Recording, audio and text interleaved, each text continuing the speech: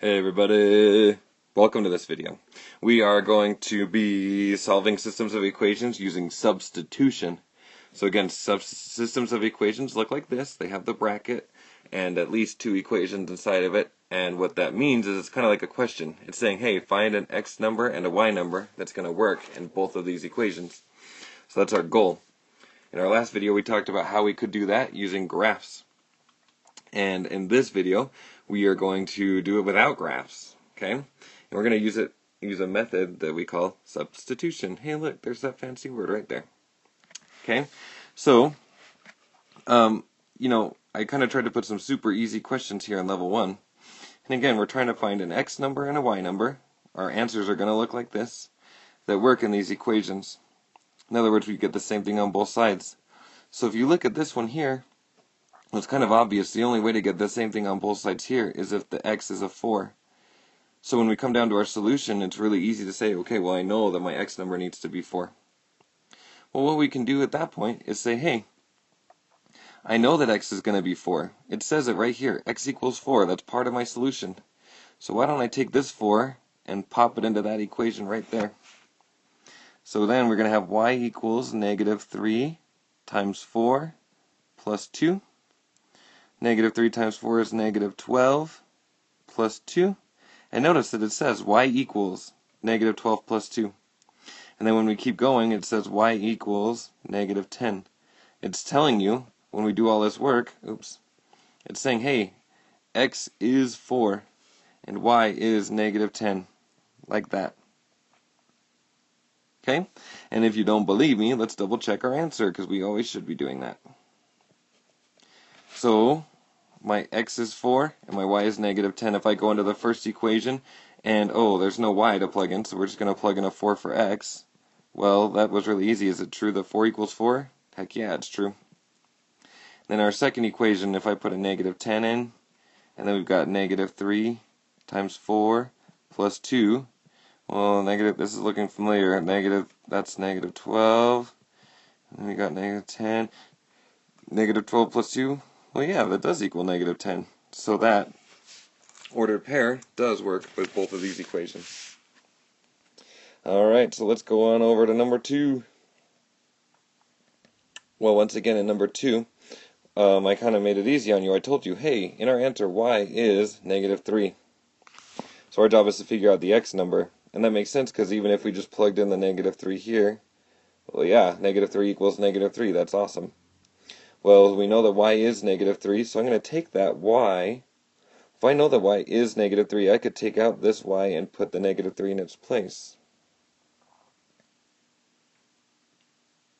Okay. Well, this looks like a box of doom question, because we've got to solve for x. We're trying to get x by itself to figure out what x should equal. Well, x is being multiplied by 2 and subtracted by 5. So if I do the opposite stuff backwards, well, I can add 5 to both sides. Negative 3 plus 5. Well, that's just going to equal 2. 2x. Okay, so I'm going to divide both sides by 2 now. And 2 divided by 2 equals 1. Notice it says that 1 equals x. Okay? 1 is x. That should be our answer. I want to double check that, though, just to make sure. We already double checked. We know that when we plug a negative 3 in, that equation's going to work out. Let's try it up here. Negative 3 equals 2 times 1 minus 5. Well, 2 times 1 is just 2. Minus 5 equals negative 3. Yeah! Alright, that's pretty radical stuff. Let's go on to level 2 now. So level 2, I'm going to answer all of the questions on this side. Okay? They won't be as easy as that level 1, because it's level 2 now instead of being level 1. But let's go ahead and slide the page up. Okay? Now remember, the whole idea of substitution, if you think about a substitute teacher, like if I was going to be in class, I would never call a substitute teacher to come in and teach you guys. It's usually either the substitute teacher or the regular teacher. So when we do substitution, that means we have to take something out. The regular teacher has to leave the classroom in order to put the new teacher in. So what we've got here, with substitution, I always look to see y equals or x equals. As soon as I see that, I know my first step. So here, I see y equals 4x. To me, it's helpful to circle the 4x. That's the substitute teacher. Okay? And in the second equation in the classroom, I'm going to take out the y, because I know that y is 4x, so I can take out the y in the second equation and put 4x in its place. Now, I kind of say this in class, but I forgot to say it here. If I see a curly bracket like that with equal signs, I know my answer is going to look like this. It's going to have an x number and a y number, and my job is just to figure out which one is which, or figure out which numbers go in those blanks. Okay, so I have this really good start. It looks like I'm solving for x now, because I only have x's. Do you notice how the y's kind of disappeared? They're not there. So for right now, I'm going to be solving for x. So I can make my box of doom. I know I'm solving for x. Oh, but I can't fill out my box of doom yet because I've got two x's there. Well, my trick that I've taught you guys back in my other videos is I always look at the coefficients next to my x's and figure out which one is the smallest. So is it 4 or is it -2? Well, -2 is smaller than 4 for sure, so I want to get rid of this term here. Okay, the way to get rid of a -2x is by adding 2x to both sides. Those are going to cancel out. 4x plus 2x is 6x, which equals 18. Oh, okay, well now I've got 1x. X is being multiplied by 6, so I'm going to divide both sides by 6. And x equals 18 divided by 6, which is 3. So x is 3. Awesome. Okay, let me erase this work. Again, I know it'll be a little easier on your paper than it is on here, but even if it's not, you can use a scratch paper for sure. Okay, so I already know that x is 3. Now I have a couple of options I can play with. One option is I could take that x, the 3, and plug it into that x there, or I could plug it into this x. You're going to get the same answer either way, and I'll show you that that's true. But usually I just look for whichever one looks easier. To me, the top equation looks easier, so we've got y equals 4 times 3. Well, 4 times 3 is 12, so y is 12. I want to show you that would have worked if we plugged it into the bottom equation too. So, y equals -2 times 3 plus 18. -2 times 3 is -6 plus 18. And -6 plus 18 also equals 12. So in fact, that's actually one really good, smart way to double check your work on these kinds of equations, is to plug your first letter, the one that you find, plug that into both equations.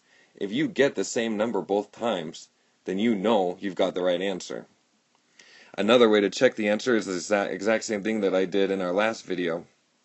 In theory, 3 and 12, when I plug those into both equations, I should get the same thing on both sides. So, plug in a 12 for my y and a 3 for my x. Well, yeah, 4 times 3 equals 12. We're in good shape on that first equation.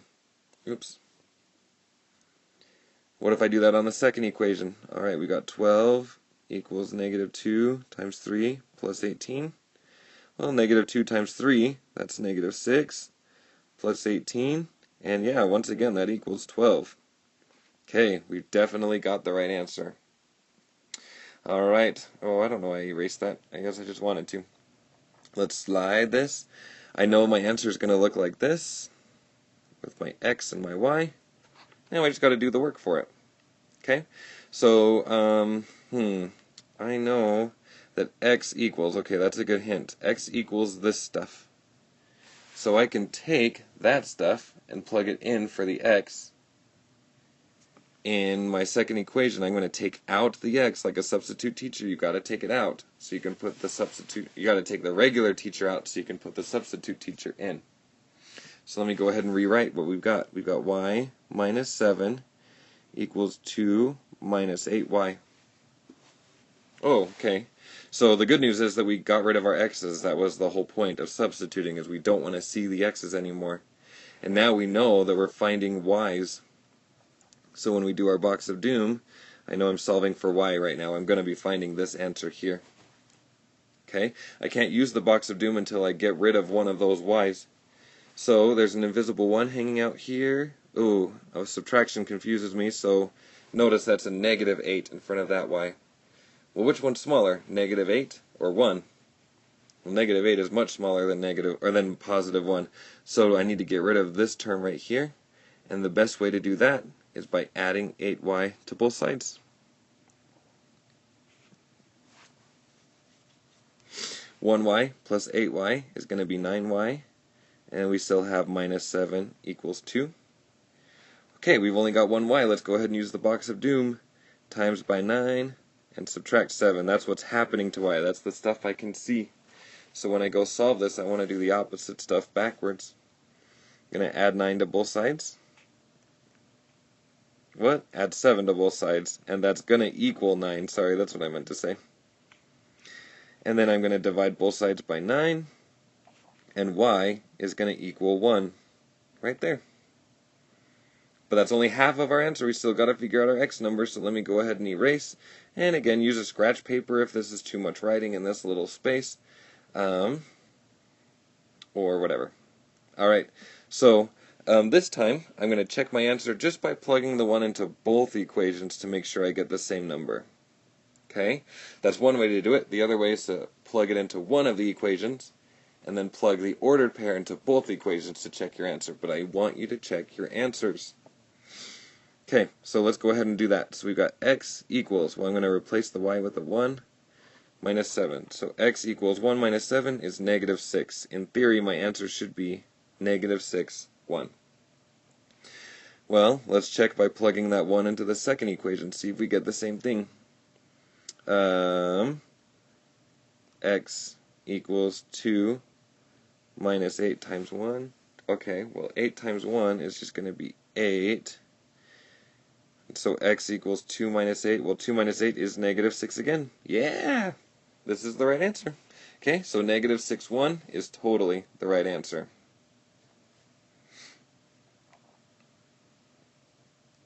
Alright, let's look at question 7. Oh, I can't even scroll up anymore. Wah! Okay, question 7. Well, I know my answer is going to look like this. And there's only one place where I see y equals, it's like that. Okay, so I know that y is 4x minus 2. So I need to substitute that in for the y. I've got to take out the y. Now, the huge hint that I tell my classes is if there's a number or a minus sign right in front of that stuff, you've got to use parentheses around it. So we're going to have 2x plus 2 parentheses 4x minus 2 equals, I can't even read that anymore, 16. Okay, so I got rid of my y's. We're in good shape. I'm solving for x. I know that's what I'm going for. But I have two x's and parentheses in the way. So, first thing I need to do is I need to distribute this 2. That's why you've got to remember those parentheses, because you've got to remind yourself that you need to distribute. So we'd have 2x plus 8x. Let's see, 2 times negative 2 is minus 4 equals 16. Okay. 2x, or negative 2x, what in the world? That is just a 2x. 2x plus 8x is 10x. Minus 4 equals 16. Okay, we've only got one x, so I can use this. X is being multiplied by 10 and subtracted by 4. I'm going to do the opposite stuff backwards. So I'm going to add 4 to both sides. So 10x equals 20. And then I'm going to divide both sides by 10. And x equals 2. X is 2. That's one of my answers. Well, it's part of my one answer. Okay, let me go ahead and reset the page by scribbling some stuff out. Okay, now this time, why don't I do this? I'm just going to plug that 2 into this one. That looks the most easy if I plug it into the top one. But then I'm going to check my ordered pair against both of the equations just to make sure that I've done things right. 2 different ways to check the answers, and now I've done them both. So y equals 4 times 2 minus 2. Well, 4 times 2 is going to be 8 minus 2. So y equals 8 minus 2, which is 6. So my y number is 6. But don't take my word for it. Let's double check. Okay. So 6 equals 4 times 2 minus 2, Well, that's 8 minus 2, which is 6. Okay, we're in good shape on that first equation. It seems a little silly because we kind of just barely did all of that work. But it's always good to double check. Alright, let's do that down here. Ooh, this looks trickier. So 2 times 2 plus 2 times 6, in theory, that should equal 16. Well, 2 times 2 is going to be 4. 2 times 6 is going to be 12. And, yeah, 4 times 12 is 16. Or what? 4 plus 12 is 16. So 16 equals 16. Awesome. That ordered pair did work in that equation too. So we know that it's right. Alright, let's go into the back page. Let's see, which question should I answer here? I don't know. Okay, let's see. Just a reminder, I gave you this whole box of things. These are things you will encounter as you're solving these problems. They're going to be issues for you. So look at that box to help you out. For me, I'm going to answer question 11. Okay, so I'm planning on finding my x and my y using substitution. Okay, I know that y equals this stuff, so I'm going to take out the y in the second equation and put that stuff in its place. I need to use parentheses because I've got a number in front of it, so 5x minus 7 plus 10x equals 14. Okay, well I know I'm solving for x because the y's disappeared, but I still got parentheses and some x's, so let's start by distributing, see if we can take care of that. That's negative 10x minus, or let's see, negative 2 times negative 7 is a positive 14, plus 10x equals 14. Oh, wait, this is confusing. Okay, so when I go combine these x's, they're on the same side of the equal sign, so I need to combine them. Negative 10x plus 10x is 0x, so those kind of disappear. We got 14 equals 14. This is confusing. It doesn't tell me x equals or y equals. Let me come up here. You don't see x equals or y equals to make... Okay, well, that's not the problem. There's a fraction. Okay, that's not the problem. You got a fraction answer? No, that's not it. You make this substitution, I'm reading right here, and after solving, only to end up with the same number on both sides. Okay, this is what we're looking at right here. This means you were given the different equations of the same line, and therefore there are infinite solutions. What? Infinite solutions? Okay, so when we saw that in the graph in the last video, if we had infinite solutions, it means that we had the exact same line. But these look totally different. So let me go ahead and write infinite solutions here. That's the answer. I need to understand why, though, if I'm going to be a good math person. These don't look the same at all. But what would happen, I wonder, if... Okay, we have y equals here. What if I solved this bottom equation for y? So I'm going to use the box of doom for a second, just to show you what's going on here. I'm trying to get y by itself. Well, y is being multiplied by negative 2 and added by 10x. So I'm going to do the opposite stuff backwards. I'm going to subtract 10x from both sides for a second. There was no x with that 14, so I'm just going to put it to the side. So I've got, negative 2y equals 14 minus 10x. Okay. Now I'm going to divide all of the terms by negative 2. I'm going to change that to say plus and negative just because I get confused. I don't really know what to do with that minus sign for a minute. And 14 divided by negative 2 is negative 7. Negative 10x divided by negative 2 is going to be a positive 5x.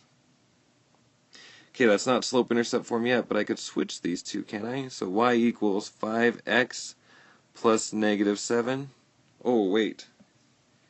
Isn't that the exact same as that equation right there? I mean, we could change that to say plus negative, and that is the exact same line. So even though they don't look the same, they are the same line. So when we're answering the question, where do these two lines intersect? Well, there's an infinite number of places they intersect. They're the exact same line. Okay? So make sure you use that box up here. I'm telling you, I will hit every single one of these questions on level 3. I'm trying to see if you can problem solve and read and understand. Okay, so that's the video about substitution. I'll see you in our video for elimination next time.